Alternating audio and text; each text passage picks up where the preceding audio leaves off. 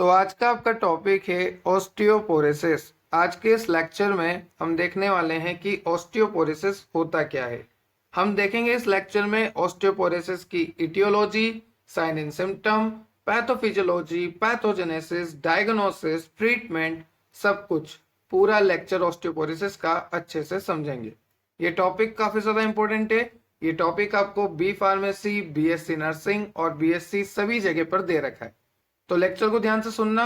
पूरा ऑस्टियोपोरोसिस में आपको यहीं पे याद करवा दूंगा, चाहे 5 मार्क्स का क्वेश्चन आए, 10 मार्क्स का आए, 15 मार्क्स का आए, जितने भी मार्क्स का क्वेश्चन आए, ये पीपीटी, ये स्लाइड आपके लिए मोर देन सफिशिएंट रहेगा। ये लेक्चर आपके लिए मोर देन सफिशिएंट रहेगा।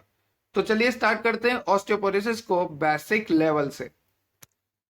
अगर आपको और लेक्चर देखने हैं तो मैंने प्लेलिस्ट की लिंक जो है डिस्क्रिप्शन में दे रखी है, और अगर आपको नोट्स डाउनलोड करने हैं पीडीएफ फॉर्मेट में तो आप टेलीग्राम से जुड़िए। वहां पर मैंने आपको व्हाट्सएप के बारे में बता रखा है, व्हाट्सएप ग्रुप के बारे में। आप व्हाट्सएप ग्रुप फीचर से जुड़िए और वहां से आप नोट्स को डाउनलोड कर सकते हैं। तो चलो शुरू करते हैं आज का लेक्चर। तो देखो, टॉपिक को नाम से समझते हैं। टॉपिक है आपका ऑस्टियोपोरोसिस, जहां पर ऑस्टियो का मतलब होता है बोन और पोरेसिस का मतलब होता है पोर। ऑस्टियो का मतलब हो गया बोन, ओके, और पोरेसिस का मतलब हो गया पोर्स, मतलब बोन्स में पोर्स हो जाना। उस कंडीशन को हम बोलते हैं ऑस्टियोपोरोसिस। ऑस्टियोपोरोसिस का सिंपल मीनिंग है बोन में पोर डेवलप हो जाना। पोर का मतलब होता है छोटे छोटे छेद डेवलप हो जाना। जैसा कि आप यहाँ पे देख सकते हैं, एक तरफ मैंने बना रखी है नॉर्मल बोन और एक तरफ है बोन विद ऑस्टियोपोरोसिस। ऐसी बोन जिसमें ऑस्टियोपोरोसिस हो चुका है, तो आप यहाँ पे देख सकते हैं डिफरेंस आपको नजर आ रहा है। ठीक है, तो हमें इतना क्लियर हो गया कि ऑस्टियोपोरोसिस का मतलब होता है बोन्स में पोर हो जाना, और इसकी वजह से बोन जो होती है वो फ्रेजाइल नेचर की हो जाती है। फ्रेजाइल का मतलब है कि वो आसानी से टूट जाती है। ठीक है, बोन काफी फ्रेजाइल हो जाती है, बोन इजिली फ्रैक्चर हो जाती है, टूट जाती है, ब्रेक हो जाती है। किस कंडीशन में? ऑस्टियोपोरोसिस की कंडीशन में। तो सबसे पहले तो हम बोन को देखेंगे, फिर हम देखने वाले हैं कि बोन में ऑस्टियोपोरोसिस हो क्यों रहा है, और फिर हम देखेंगे कि ऑस्टियोपोरोसिस हो गया तो अब क्या क्या होगा। चलिए स्टार्ट करते हैं। तो देखो, आपको यहाँ पे लिखा हुआ है कि ऑस्टियोपोरोसिस एक ऐसी कंडीशन है जहां पर बोन जो है कमजोर हो जाती है और ब्रिटल नेचर की हो जाती है। ब्रिटल का मतलब है आसानी से टूट जाती है, और ब्रेकडाउन ऑफ बोन ज्यादा हो रहा है और फॉर्मेशन ऑफ बोन कम हो रहा है। आप यहाँ पे देख सकते हैं ब्रेकडाउन ऑफ बोन मैंने ज्यादा कर रखा है as compare to formation of bone. मतलब बोन सही से बन नहीं रही और टूटे जा रही है, टूटे जा रही है, टूटे जा रही है। मतलब ब्रेकडाउन ज्यादा हो रहा है बोन का एज कंपेयर टू फॉर्मेशन, जिसकी वजह से बोन जो है पोरस होती जा रही है। हमने बोला ना, ऑस्टियो मतलब बोन, पोरेसिस मतलब पोर्स। बोन में पोर डेवलप हो रहे हैं, और अगर बोन में पोर डेवलप हो गए, यहाँ पर आप देख सकते हैं ये पोर जो है डेवलप हो गए, और अगर बोन में पोर डेवलप हो जाते हैं तो बोन की डेंसिटी कम हो जाती है, और बोन की डेंसिटी कम होने से बोन ब्रिटल नेचर की हो जाती है और इजीली ब्रेक हो जाती है। सबसे पहले हमने देखा कि ऑस्टियोपोरोसिस एक ऐसी कंडीशन है जहां पर बोन्स में पोर डेवलप हो जाते हैं, और जैसे ही बोन्स में पोर डेवलप होंगे बोन्स जो है वीक हो जाएगी, ब्रिटल नेचर की हो जाएगी, कमजोर हो जाएगी, आसानी से टूट जाएगी। साथ ही साथ उसकी डेंसिटी कम हो जाएगी। ऐसा हम कह सकते हैं कि बोन की डेंसिटी कम हो जाती है ऑस्टियोपोरोसिस में, और जैसे ही बोन की डेंसिटी कम हो जाती है बोन इजिली ब्रिटल नेचर की हो जाती है। ब्रिटल नेचर का मतलब है बोन इजिली ब्रेक डाउन हो जाती है। चलिए, ये तो था इंट्रोडक्शन। अब आपको मैं पढ़ाता हूं बोन। आप यहाँ पे देख सकते हैं, एक तो है हेल्थी बोन, कितनी खुश है, और एक ये है ऑस्टियोपोरोसिस की बोन, काफी दुखी है बेचारी। चलिए, यहाँ पर हम देखते हैं हार्ड एक्सटर्नल लेयर और सॉफ्ट एक्सटर्नल लेयर। जैसा कि आप सभी जानते हैं बोन के ऊपर 2 लेयर होती है। जो नहीं जानता वो सुन लो, बोन के ऊपर 2 लेयर होती है। एक होती है हार्ड और एक होती है सॉफ्ट। ठीक है, एक होती है हार्ड एक्सटर्नल लेयर और एक होती है सॉफ्ट इंटरनल। जो हार्ड होती है वो बाहर की तरफ होती है, जिसको हम कहते हैं कॉर्टिकल बोन, और जो सॉफ्ट इंटरनल लेयर होती है उसे हम कहते हैं स्पॉन्जी बोन। क्लियर है? तो एक होती है हार्ड एक्सटर्नल लेयर जिसे हम कहते हैं कॉर्टिकल बोन, एक होती है सॉफ्ट इंटरनल लेयर जिसको हम कहते हैं स्पॉन्जी बोन, और स्पॉन्जी बोन का नाम है ट्रेबेक्युलर बोन। सर ऐसा क्यों है कि स्पॉन्जी बोन को जो सॉफ्ट इंटरनल लेयर है उसे हम स्पॉन्जी बोन कहते हैं। और स्पॉन्जी बोन को हम ट्रेबेकुलर बोन क्यों कहते हैं? स्पॉन्जी बोन को हम ट्रेबेकुलर बोन इसलिए कहते हैं क्योंकि जो स्पॉन्जी बोन होती है वो ट्रेबेकुलाई से मिलकर बनी होती है। That's why spongy bone is also known as trabecular bone because spongy bone is composed of trabeculi. Okay, and what is trabeculi? Trabeculi are framework of beam that give structural support to spongy bone. हमारी spongy bone को structural support कौन देता है? ट्रेबेकुलाई देता है। तो मैंने आपको बोला कि हार्ड एक्सटर्नल लेयर को हम बोलते हैं कोर्टिकल बोन, जो हार्ड होती है, बाहर की लेयर होती है। अब बाहर होगी तभी तो हार्ड होगी, क्योंकि बाहर से प्रोटेक्शन का काम चाहिए। तो हार्ड एक्सटर्नल लेयर जिसको हम कहते हैं कोर्टिकल, एक होती है सॉफ्ट इंटरनल, और सॉफ्ट इंटरनल जो है एस से सॉफ्ट, एस से स्पॉन्जी, और स्पॉन्जी को हम ट्रेबेकुलाई बोन भी कहते हैं क्योंकि ये जो स्पॉन्जी बोन है ये छोटे छोटे ट्रेबेकुलाई से मिलकर बनी है। ठीक है सर, हमें सॉफ्ट स्पॉन्जी बोन क्लियर हो गया। अब देखते हैं hard external layer cortical bone.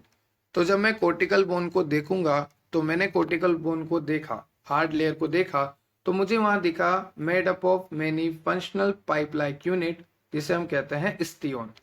हमने क्या देखा था? हमने देखा था कि जो सॉफ्ट इंटरनल लेयर होती है वो बनी होती है ट्रेबेकुलाई से, छोटे छोटे ट्रेबेकुलाई से मिलके। वैसे ही जो हार्ड एक्सटर्नल लेयर होती है ना, वो बनी होती है स्टियोन से। तो ध्यान रखना, हार्ड एक्सटर्नल जो बाहर की हार्ड लेयर होती है वो स्टियोन से बनती है, और जो इंटरनल लेयर होती है ना स्पॉन्जी वाली, वो ट्रेबेकुलाई से बनती है। क्लियर है? अब हम बात कर रहे हैं हार्ड एक्सटर्नल लेयर की, कोर्टिकल बोन की। तो कोर्टिकल बोन जो होता है made up of many functional pipe like unit, जिसको हम कहते हैं स्टियोन। क्या कहते हैं बच्चों? स्टियोन। और वो पूरी बोन के साथ चलता रहता है, पाइप लाइक होता है इस तरह से, ये स्टियोन है। और इससे मिलके हमारी कोर्टिकल बोन बनती है जो कि हार्ड एक्सटर्नल लेयर है। और जब मैं यहाँ पे ध्यान से देखता हूं तो मुझे देखने को मिलता है स्टियोन में Haversian canal. Suppose this is the osteon, this is the osteon, okay, जो कि हार्ड एक्सटर्नल लेयर बना रहा है। अब मुझे बीच में देखने को मिलता है हेवर्शियल केनाल। इस तरह से यहाँ पर हेवर्शियन केनाल मुझे देखने को मिलता है हार्ड एक्सटर्नल लेयर में। तो सबसे पहले मैंने बोला हार्ड एक्सटर्नल लेयर को आप बोलो कोर्टिकल बोन। कोर्टिकल बोन को मैंने देखा तो वो बना हुआ है स्टियोन से, और स्टियोन को जब मैंने देखा तो मुझे दिखा बीच में Haversian canal. This is the Haversian canal. Okay, Haversian canal is a hollow space in the center of osteon. a hollow space is found is known as Haversian canal। मतलब आप इस तरह से बोल सकते हो कि ये जो है, suppose this is the osteon, OESTEON, and यहां पर जो मिड में मुझे देखने को मिला है वो है हेवर्शियन केनाल। ओके, इस तरह से आप बोल सकते हो। क्लियर है आपको? अब हेवर्शियन केनाल के पास में, around the Haversian canal, there are concentric lamellae which look a bit like tree ring. देखो ध्यान से सुनना, ये हमने देखा सबसे पहले osteon, this is the osteon, okay. उसके बाद बीच में हमने देखा Haversian canal, this is the Haversian canal. और यहाँ पर हेवर्शियन केनाल के चारों तरफ अब मुझे क्या देखने को मिल रहा है? हेवर्शियन केनाल के चारों तरफ मुझे देखने को मिल रहा है लेमिला। क्या देखने को मिल रहा है? लेमिला, जो कि ट्री रिंग की तरह, जो पेड़ की रिंग होती है, कैम्बियम रिंग सुना होगा आपने, तो ट्री रिंग्स की तरह मुझे देखने को मिला। तो एक बार और रिपीट कर देता हूँ, हार्ड एक्सटर्नल लेयर जो कि बनी होती है हमारी छोटे छोटे स्टियोन से, जिसको हम कोर्टिकल बोन कहते हैं। यहाँ पे लिखा है कि कोर्टिकल बोन जो है स्टियोन से बनी है, और ये स्टियोन पाइप लाइक होते हैं। और जब इस स्टियोन के बीच में मैं देखता हूँ तो मुझे हेवर्शियन केनाल देखने को मिलती है, और हेवर्शियन केनाल के चारों तरफ मुझे लेमिला देखने को मिलता है। ओके, और इस लेमिला में क्या है? अरे क्या बात कर रहे हो सर? सबसे पहले स्टियोन, हेवर्शियन केनाल। अब हेवर्शियन केनाल के साइड में ये जो आपने लेमिला देखे, suppose this is the lamella जो मैंने पर्पल कलर से बनाया, इस लेमिला के अंदर क्या मिलता है वो देख रहे हो? हाँ जी, चलो देखते हैं। इस लेमिला के अंदर हमें मिलता है ऑर्गेनिक, इनऑर्गेनिक पार्ट। ऑर्गेनिक में जैसे कोलाजन, इनऑर्गेनिक में जैसे हाइड्रोक्सी एपेटाइट या फिर कैल्शियम या फिर फोस्फेट। क्लियर है? तो ये सब हमने देखा, कहाँ पे देखा? ये सब हमने देखा हार्ड एक्सटर्नल लेयर। सॉफ्ट की हमने बात करी, सॉफ्ट की हमने थोड़ी सी बात करी कि सॉफ्ट इंटरनल लेयर जो है उसको हम स्पॉन्जी बोन कहते हैं या फिर ट्रेबेकुलाई कहते हैं, क्योंकि ये ट्रेबेकुलाई से मिलके बना होता है। उसके बाद हमने बोला हार्ड एक्सटर्नल लेयर जो है उसे हम कोर्टिकल बोन कहते हैं, और ये हार्ड एक्सटर्नल लेयर जो कोर्टिकल बोन है वो फंक्शनल यूनिट से मिलके बना है, पाइप लाइक स्ट्रक्चर है जिसे हम कहते हैं ओस्टियोन। और जब इस ओस्टियोन को मैं खोल के देखता हूँ, सपोज दिस इज द ओस्टियोन, और जब मैं इस ओस्टियोन को देखता हूँ तो बीच में मुझे दिखता है हेवर्शियन केनाल। और इस हेवर्शियन कैनाल के चारों तरफ मुझे देखने को मिलती है lamellae. This is the lamellae. और लेमिलाई को जब मैंने देखा तो वहां भी मुझे दिखा कि इनऑर्गेनिक ऑर्गेनिक फॉस्फेट है। इनऑर्गेनिक में जैसे कैल्शियम फॉस्फेट एंड ऑर्गेनिक में कोलाजन। ओके, अब देखो यहाँ पर इंटरेस्टिंग बात, in between neighbouring lamella space present called lacuna which contain bone cell called osteocyte. अब एक बात, मेरी बात ध्यान से सुन लो एक बार बस। सबसे पहले हमने क्या देखा, स्टियोन देखा सर, बीच में हेवर्शियन कैनाल था। ओके, उसके बाद हमने देखा लेमिला, इस तरह से लेमिला हमने देखा। ठीक है, ये सब रफ डायग्राम है। लेमिला के बीच में ये जो स्पेसेस है ना, दिस वन, ये जो स्पेस है, एक मिनट में आपको बताता हूँ। ये जो स्पेस है यहाँ लेमिला के बीच में, ये जो ग्रीन कलर से मैं दिखा रहा हूँ, इस स्पेस में हमें देखने को मिलता है ओस्टियोसाइट, या फिर आप बोल लो स्टियोसाइट्स। स्टियोसाइट्स, अब इसको मैं अलग कलर से लिख के दिखाता हूँ आपको। स्टियोसाइट्स को, काफी इंपॉर्टेंट है, स्टियोसाइट्स देखने को मिलता है। और ये स्टियोसाइट्स होता क्या है, ये बोन फॉर्मिंग सेल है, बोन बनाने वाली सेल है ये, बोन फॉर्मिंग सेल। बोन यही बनाती है स्टियोसाइट, बोन फॉर्मिंग। देखो ध्यान से सुनो, दो वर्ड बताता हूँ, एक तो मैं बताऊंगा स्टियोसाइट और एक बताऊंगा स्टियोक्लास्ट। ध्यान से सुनना, एक होता है स्टियोसाइट, CYTES, ओके, और एक होता है स्टियोक्लास्ट। स्टियो मतलब तो बोन, क्लास्ट का मतलब तोड़ना, ऐसे याद रखो, क्लास्ट ब्लास्ट, क्लास्ट का मतलब तोड़ना और साइट्स का मतलब बनाना। तो जो स्टियोसाइट्स होते हैं ना, ये बोन फॉर्मिंग सेल होती है, बोन बनाने वाली, बोन फॉर्मिंग सेल होती है। कैसी होती है बच्चों, बोन फॉर्मिंग। और ये जो क्लास्ट होती है, ऐसे याद रखो, क्लास्ट का मतलब ब्लास्ट और ब्लास्ट का मतलब होता है तोड़ना। तो ये बोन को तोड़ती है, बोन को तोड़ने वाली सेल होती है। तो osteoclast are bone destruction cell and osteocytes are bone forming cell. Clear हो गया आपको? चलिए आगे चलते हैं। तो यहां पर हमने अभी बोन की डिटेल स्ट्रक्चर देखी। अब हम देखने वाले हैं दो स्टेप। दो स्टेप कौन कौन सी है? पहली स्टेप होती है बोन रीअब्जॉर्प्शन और दूसरी होती है बोन फॉर्मेशन। तो देखो, दूसरी तो नाम से पता लग रहा है, बोन फॉर्मेशन मतलब यहां पर काम आएगा स्टियोसाइट, क्योंकि मैंने आपको कहा साइट का मतलब बनाने वाला। और बोन रीअब्जॉर्प्शन, एक बात बताओ, एक फॉर्मेशन कर रहा है तो एक क्या करेगा, तोड़ेगा। और बोन को तोड़ने के लिए क्या चाहिए? स्टियोक्लास्ट चाहिए। तो आप यहाँ पे देख सकते हैं, एक जगह तो है स्टियोब्लास्ट या फिर आप बोल सकते हो स्टियोसाइट्स, और एक जगह पे है स्टियोक्लास्ट। देखो ध्यान रखना, इनमें कंफ्यूज मत होना। ये जो स्टियोब्लास्ट है ना, इसी का मतलब है साइट्स। साइट्स का मतलब होता है बनाने वाला, CYTES। स्टियोसाइट या स्टियोब्लास्ट एक ही बात है। पर एक बात हमेशा याद रखना, अगर बोन को तोड़ना है तो क्लास्ट क्या करना पड़ेगा? क्लास्ट। क्लास टेस्ट होता है तभी बच्चे फेल हो जाते हैं सरप्राइज क्लास टेस्ट में। तो ऐसे याद रखो, क्लास्ट क्या बोलोगे? क्लास्ट, क्लास्ट, क्लास्ट। और क्लास्ट का मतलब होता है तोड़ना, बाकी सबका मतलब जोड़ना, क्लास्ट का मतलब तोड़ना, सीधी सी बात है। तो जहां क्लास्ट दिख जाए वहां पर बोन तोड़ना, तोड़ना, तोड़ना। और तोड़ना किस स्टेप में होगा? बोन रीअब्जॉर्प्शन के स्टेप में। और बनना किस स्टेप में होगा? बोन फॉर्मेशन के स्टेप में। तो देखो यहाँ पे लिखा हुआ है कि जो स्पॉन्जी बोन है वो 3 से 4 साल में रिप्लेस हो जाती है, और जो कॉम्पैक्ट बोन है वो हर 10 साल में रिप्लेस होती है।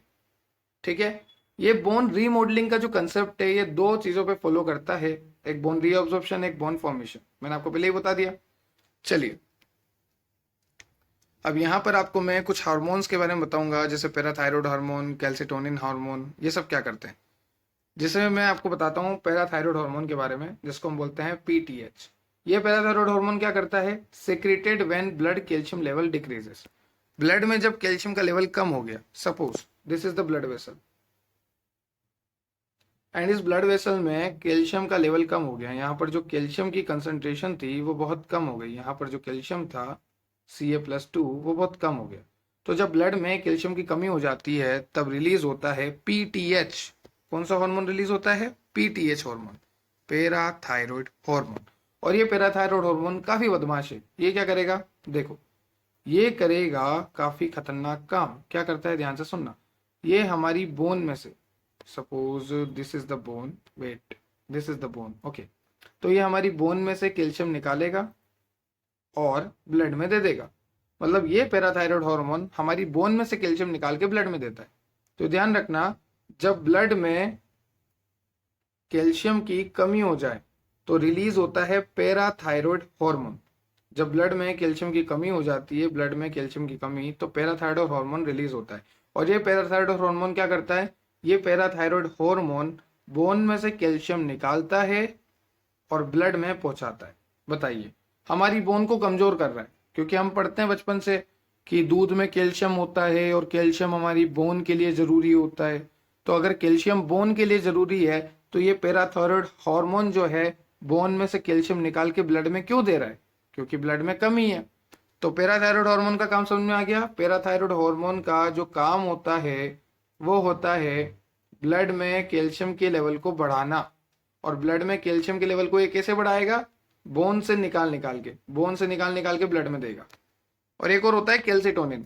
अब ध्यान से सुनना, एक तो था पैराथायरॉयड हार्मोन जिसको हम बोलते हैं पीटीएच, एक होता है कैल्सिटोनिन। क्या नाम है बच्चों? कैल्सिटोनिन। अब ध्यान से सुनना दोनों की फंक्शन।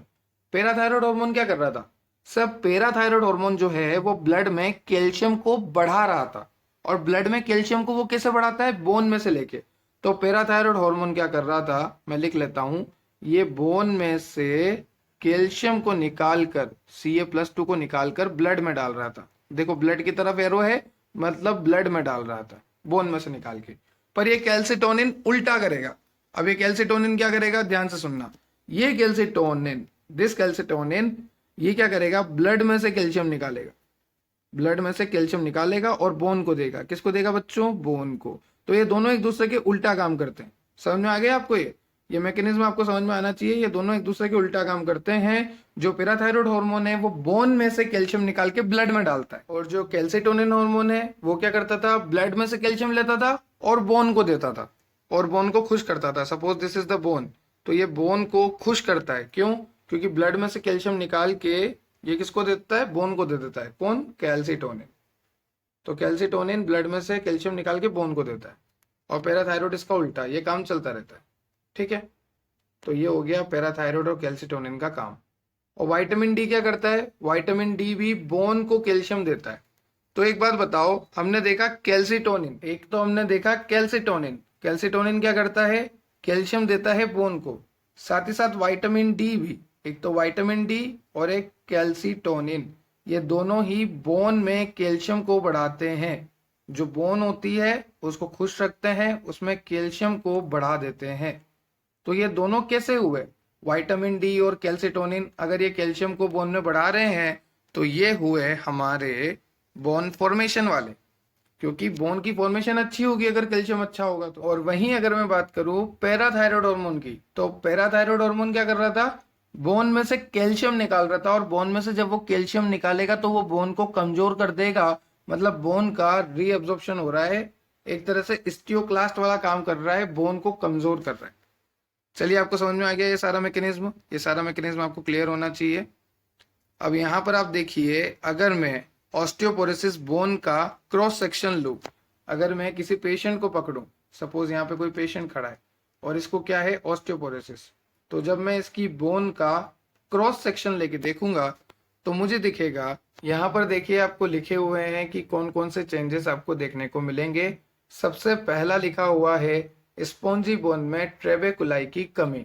जैसा कि हम सभी जानते हैं कि स्पॉन्जी बोन जो है ट्रेबेकुलाई से मिलकर बनी है, इसलिए हम इसे कहते हैं ट्रेबेकुलाई बोन। ओके, पर अगर क्या होगा स्पॉन्जी बोन में ट्रेबेकुलाई की कमी हो जाए तो? मतलब जो स्पॉन्जी बोन है वो बनी भी ट्रेबेकुलाई से होती है, और अगर स्पॉन्जी बोन में ट्रेबेकुलाई कम हो जाए तो बोन हमारी फ्रैक्चर होने के चांसेस बढ़ जाते हैं। साथ ही साथ जो कोर्टिकल बोन थी, जो कि हार्डेस्ट लेयर थी, वो थिन हो जाए, पतली हो जाए। जो मोटी लेयर थी वो पतली हो जाती है। साथ ही साथ हेवर्शियन केनाल जो है वो वाइडन हो जाता है, काफी फैल जाता है, चौड़ा हो जाता है। तो हमें ये सब चेंजेस देखने को मिलते हैं ऑस्टियोपोरोसिस की बोन में। जनरली तो हमें नॉर्मल सेल देखने को मिलती है नॉर्मल मिनरलाइजेशन के साथ। मतलब एक नॉर्मल बोन की बात कर रहा हूं मैं, एक नॉर्मल बोन, उसमें क्या क्या है? नॉर्मल सेल है, नॉर्मल मिनरलाइजेशन है। पर अगर मिनरल कम हो गए और आपको ऑस्टियोपोरोसिस की कंडीशन है, ऑस्टियोपोरोसिस की एबनॉर्मलिटी है आपकी बोन में, तो आपको क्या देखने को मिलेगा? आपकी स्पॉन्जी बोन जो कि ट्रेबेकुलाई की बनी होती थी, उसमें ट्रेबेकुलाई के नंबर ही कम हो गए। साथ ही साथ जो कोर्टिकल बोन थी वो हार्ड और थिक थी, अब वो थिन हो गई है, पतली हो चुकी है। साथ ही साथ हेवर्शियन केनाल जो कि स्टियोसाइट के बीचों बीच था, वो अब और फैल चुका है इस तरह से। तो एवर्शन कैनाल फैल जाता है, कोर्टिकल बोन पतली हो जाती है और स्पॉन्जी बोन के ट्रेबेकुलाई के नंबर कम हो जाते हैं। तो यहाँ पर आपको ओवरऑल लिखा हुआ है, this changes increase the risk of fracture and they are known as fragility और पैथोजेनिक फ्रैक्चर। इन सभी चेंजेस की वजह से फ्रैक्चर होने के चांसेस बढ़ जाते हैं, क्योंकि इन सभी चेंजेस की वजह से आपकी बोन जो है वो फ्रेजाइल नेचर की हो जाती है, टूटने लायक हो जाती है और किसी भी छोटे मोटे एक्सीडेंट में वो आसानी से टूट जाती है। कब? जब आपको ऑस्टियोपोरोसिस हो जाता है। और ये ऑस्टियोपोरोसिस जो है महिलाओं में ज्यादा देखने को मिलता है, क्योंकि मेंस्ट्रुएशन साइकिल जब बंद होती है, एमसी जो मेंस्ट्रुएशन साइकिल है वो 45 से 50 साल में बंद हो जाती है, मीनोपॉज आ जाता है। पढ़ा होगा ना आपने रिप्रोडक्शन? नहीं पढ़ा है तो मैंने पढ़ा रखा है, देखो एक बार मैं समझा देता हूँ आपको। होता क्या है महिलाओं में, फीमेल्स में 45 से 50 साल के बाद, आफ्टर 45 टू 50 ईयर, 45 से 50 साल के बाद मेंस्ट्रुएशन साइकिल रुक जाती है, ठीक है। और मेंस्ट्रुएशन साइकिल के रुकने को हम बोलते हैं मीनोपोज। मतलब मीनोपोज के टाइम पर या मीनोपोज के दौरान, जब मीनोपोज हो गया है महिलाओं में, तो अब अगर मेंस्ट्रुएशन साइकिल रुक चुकी है तो हार्मोनल लेवल भी कम हो जाएगा, क्योंकि हार्मोन का लेवल बढ़ता कम होता रहता था मेंस्ट्रुएशन साइकिल से रिलेटेड। अब अगर मेंस्ट्रुएशन साइकिल ही रुक गई महिलाओं में, मीनोपोज हो गया 45 से 50 साल बाद, तो फिर क्या होता है, एस्ट्रोजन की कमी हो जाती है। और ये एस्ट्रोजन क्या करता था, ये एस्ट्रोजन बोन फॉर्मिंग में काम आता था। तो यहाँ पर जैसे ही एस्ट्रोजन की कमी हो जाएगी महिलाओं में मेंस्ट्रुएशन साइकिल रुकने के बाद, तो आपको फ्रैक्चर के चांसेस ज्यादा होते हैं। तो ऑस्टियोपोरोसिस के चांसेस जो है महिलाओं में ज्यादा देखने को मिलते हैं, क्योंकि मेंस्ट्रुएशन साइकिल जो है 45 से 50 साल के बाद रुक जाती है। उस कंडीशन को हम कहते हैं मीनोपोज। और मीनोपोज आने की वजह से एस्ट्रोजन के लेवल में कमी आ जाती है, क्योंकि हार्मोन अब सही से रिलीज नहीं होंगे, तो फिर बोन फॉर्मिंग में दिक्कत और बोन जो है ब्रेक होने के चांसेस बढ़ जाते हैं। तो महिलाओं में मेंस्ट्रुएशन साइकिल रुकने के बाद ये ज्यादा आपको देखने को मिलता है। मतलब एक बात तो क्लियर हो गई कि एस्ट्रोजन का भी रोल है बोन के फॉर्मेशन में, और जब एस्ट्रोजन कम हो जाएगा तो बोन फॉर्मेशन कम हो जाएगा और ऑस्टियोपोरोसिस के चांसेस जो है बढ़ जाएंगे। चलिए आगे चलते हैं। यहाँ पर आपको लिखा हुआ है, ये सारी चीजें मैंने लिखी हुई है। ऑस्टियोपोरोसिस मैंने आपको लिखा हुआ है कि अगर एस्ट्रोजन का नंबर कम हो गया मीनोपोज के बाद तो भी हो सकता है, आपके कैल्शियम की कमी हो गई तो भी हो सकता है, अगर आप बहुत ज्यादा अल्कोहल पीते हैं तो भी हो सकता है, और स्मोकिंग से, तो स्मोकिंग, अल्कोहल, एस्ट्रोजन का लेवल कम या कैल्शियम का लेवल कम, इन सभी की वजह से आपको हो सकता है ऑस्टियोपोरोसिस। साथ ही साथ अगर आप ड्रग लेते हैं जैसे ग्लूकोकोर्टिकोइड, तो ये ग्लूकोकोर्टिकोइड क्या करता है, कैल्शियम के एब्जॉर्प्शन को रोक देता है गट में। जो आपके गट में कैल्शियम का एब्जॉर्प्शन होता था ना, वो अब रुक जाएगा। तो अगर कैल्शियम का एब्जॉर्प्शन गट में नहीं होगा तो कैल्शियम ब्लड में नहीं आएगा, बोन में नहीं जाएगा, तो कैल्शियम का एब्जॉर्प्शन भी रुक जाता है कई बार ग्लूकोकोर्टिकोइड से। तो ये बात ध्यान रखना आप। तो एस्ट्रोजन की कमी से आपको ऑस्टियोपोरोसिस हो सकता है, कैल्शियम की कमी से ऑस्टियोपोरोसिस, अल्कोहल बहुत ज्यादा पीने से ऑस्टियोपोरोसिस, स्मोकिंग से ऑस्टियोपोरोसिस, और ग्लूकोकोर्टिकोइड ड्रग का अगर लॉन्ग टाइम तक यूज लिया तो ये क्या करता है, कैल्शियम के एब्जॉर्प्शन को रोक देगा गट में, और अगर गट में कैल्शियम का एब्जॉर्प्शन नहीं होगा तो कैल्शियम की कमी हो जाएगी, तो उससे भी ऑस्टियोपोरोसिस हो जाएगा। ये सारे फैक्टर है जिससे ऑस्टियोपोरोसिस होता है। चलिए और देखिए, फिजिकल इनएक्टिविटी। फिजिकल इनएक्टिविटी भी एक कारण है जिससे आपको ऑस्टियोपोरोसिस हो सकता है। अब आप बोलोगे सर दिन भर तो कॉलेज वाले परेशान करते हैं, कभी ये करो, कभी वो करो, कभी यहाँ आओ, कभी वहां जाओ, हम फिजिकल इनएक्टिव कैसे हुए? अरे हमारी बात नहीं कर रहा हूँ, एस्ट्रोनॉट्स की बात कर रहा हूँ। जो एस्ट्रोनॉट्स होते हैं ना, अब उनको तो जीरो ग्रेविटी में रहना है, वो तो फ्लाई करते हैं, वो अपनी बोन्स का कोई यूज नहीं लेते, तो उस टाइम फिजिकल इनएक्टिव हो जाते हैं वो। तो फिजिकल इनएक्टिविटी की वजह से भी ऑस्टियोपोरोसिस हो सकता है एस्ट्रोनॉट्स को। और डिजीज विच कॉज ऑस्टियोपोरोसिस, ऐसे कौन कौन सी बीमारियां हैं जिसकी वजह से भी ऑस्टियोपोरोसिस हो सकता है? जैसे टर्नर सिंड्रोम हो गया, कुशिंग सिंड्रोम हो गया, डायबिटीज मेलाइटिस हो गया, ठीक है। तो Turner syndrome, Cushing syndrome, Klinefelter syndrome, diabetes mellitus, इन सभी की वजह से भी आपको ऑस्टियोपोरोसिस हो सकता है। सिंड्रोम का मतलब होता है ग्रुप ऑफ सिम्टम।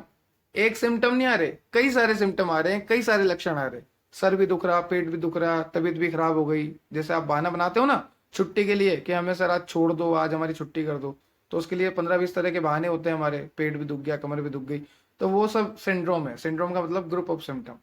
क्लियर है? तो ये सारे कारण है। एक बार और बोल देता हूँ, एस्ट्रोजन का कमी होना मतलब मेनोपॉज आ जाना, कैल्शियम की कमी होना, अल्कोहल बहुत ज्यादा पीना, स्मोकिंग, कुछ ड्रग्स जैसे ग्लूकोकोर्टिकॉइड, फिजिकल इनएक्टिविटी जो कि एस्ट्रोनॉट में देखने को मिलती है, और कुछ ऐसी डिजीज जिसके साथ ऑस्टियोपोरोसिस हो सकती है जैसे डायबिटीज, मेलाइटिस। तो ये हो गए उनके कोज, रिस्क फैक्टर और कोज, कारण क्या क्या होते हैं ऑस्टियोपोरोसिस के। अब देखेंगे टाइप्स। तो टाइप्स मैंने आपको बता ही दिया। पोस्ट मिनोपोजल मतलब मेंस्ट्रुएशन साइकिल रुकने के बाद एस्ट्रोजन की कमी हो जाना, और जैसे एस्ट्रोजन का लेवल गिरा तो आपको हो जाएगा रीअब्जॉर्प्शन, मतलब बोन जो है टूटना स्टार्ट हो जाएगी। क्योंकि हमें पता है कि रीअब्जॉर्प्शन हम किसको बोल रहे हैं, बोन के टूटने को बोल रहे हैं। यहाँ पर आप देखिए, बोन रीअब्जॉर्प्शन मतलब बोन का टूटना, क्योंकि क्लास्ट क्या करेगा, तोड़ने का काम करेगा। ठीक है। और भी तरीके यहाँ पे आपको दे रखे हैं। सेनाइल, यहाँ पर क्या होता है कि जो बोन फॉर्मिंग सेल है वो अपना काम सही से नहीं कर पाती, और जो बोन को डिस्ट्रक्ट करने वाली सेल है वो अपना काम सही से करती है। जो बोन को तोड़ती है उसे हम क्या कहते हैं, हिस्टियोक्लास्ट। ये जो है काम सही से करती है, पर जो बनाने वाली है वो काम नहीं कर पाती। मतलब अच्छी सेल काम नहीं कर पाती जो हमारी बोन को बना रही है। ये सपोज अच्छी सेल है जो हमारी बोन को बना रही है, ये काम नहीं कर पाती। और जो बुरी सेल है जो हमारी बोन को बनाती भी नहीं है, वो अच्छे से काम करती है। देखो ये बुरी सेल, ठीक है, ये जो है अच्छे से काम करती है, इसका नाम है स्टियोक्लास्ट, ये अच्छे से काम करती है। इस कंडीशन को हम बोलते हैं सेनाइड। चलिए, यहाँ पर आपको सिम्टम्स दे रखे हैं। तो सिम्टम्स में तो यही है कि आपको सबसे जल्दी फ्रैक्चर हो जाएगा। यहाँ पर देखो आपको बता रखा है फ्रैक्चर जैसे वर्टिबल कंप्रेशन, फॉर्मल नेक फ्रैक्चर, डिस्टल रेडियस, यहाँ से आपको ब्रेक हो गया, यहाँ से ब्रेक हो गया, आपके जो वर्टिबल कंप्रेशन है उसमें ब्रेकेज आ गया, इस तरह से। ठीक है, झुके हुए रह गए आप। तो ये सब ऑस्टियोपोरोसिस की कंडीशन है जहां पर आपको सिम्टम्स देखने को मिलते हैं। अब डायग्नोसिस देखिए। तो देखो हम पता कैसे करते हैं कि आपको ऑस्टियोपोरोसिस हुआ है या नहीं हुआ है। तो हम देखेंगे बोन की डेंसिटी, क्योंकि हमें पता है ऑस्टियोपोरोसिस की कंडीशन में बोन की डेंसिटी जो है काफी कम हो जाती है, और बोन की डेंसिटी को हम मेजर करते हैं with the help of T score.